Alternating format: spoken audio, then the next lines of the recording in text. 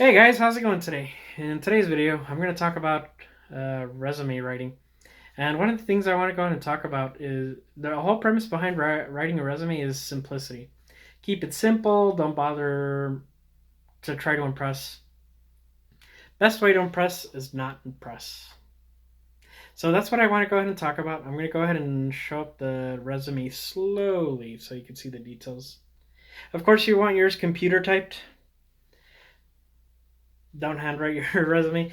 Okay, and keep them in a folder so they don't get dog-eared. Bring those to the interview and offer. Even if they don't ask, say, hey, thank you so much at the end of the interview. Thank you so much for the time you were able to make for me. Can I leave a resume? And it's gonna look good, right? Those are kind of little details that make yourself look good. So, like I mentioned, and this is a fake person. So don't email that email address, please. Don't do it. Please be respectful of other people. So one of the things I don't even know if that email exists. So one of the things I want to go ahead and mention is simplicity. Contact info, skills, work experience, and your education at the bottom. You're probably thinking, why in that order? Your employer wants to know what kind of skills are you gonna bring.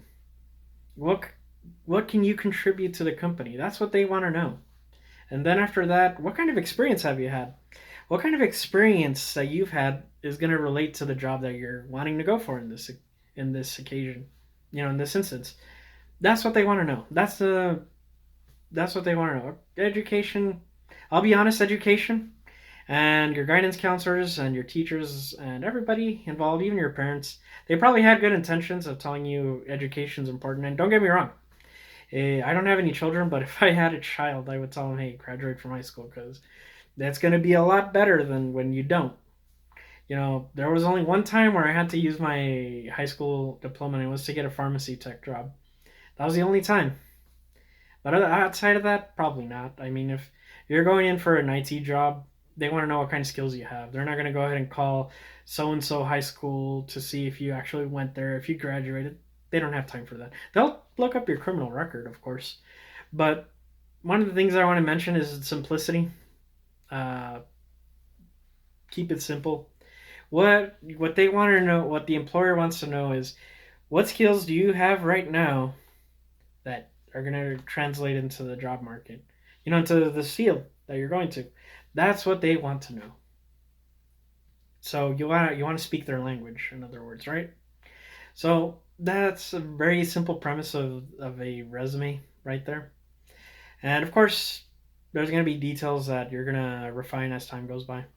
But that, like I mentioned, in time, you're going to find out what works, what doesn't work.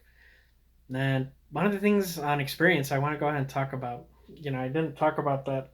I only shared it just a little bit. But if you're a job hopper where you're only lasting 6 months, 3 months here, it's going to look bad. They're going to say, this guy's just an opportunist, or this gal's just an opportunist. But in other words, they understand, like, hey, this person's been 3 years here, 4 years there, 2 years there, 1 year here. This is going to look a lot better, right? Because they're going to say, hey, they toughened it out, but things happen, especially today. I mean, with all these layoffs that happen, things happen and it's understandable. And I want to go ahead and just leave it there. I could go into more details. But other than that, take care and I'll see you in the next video.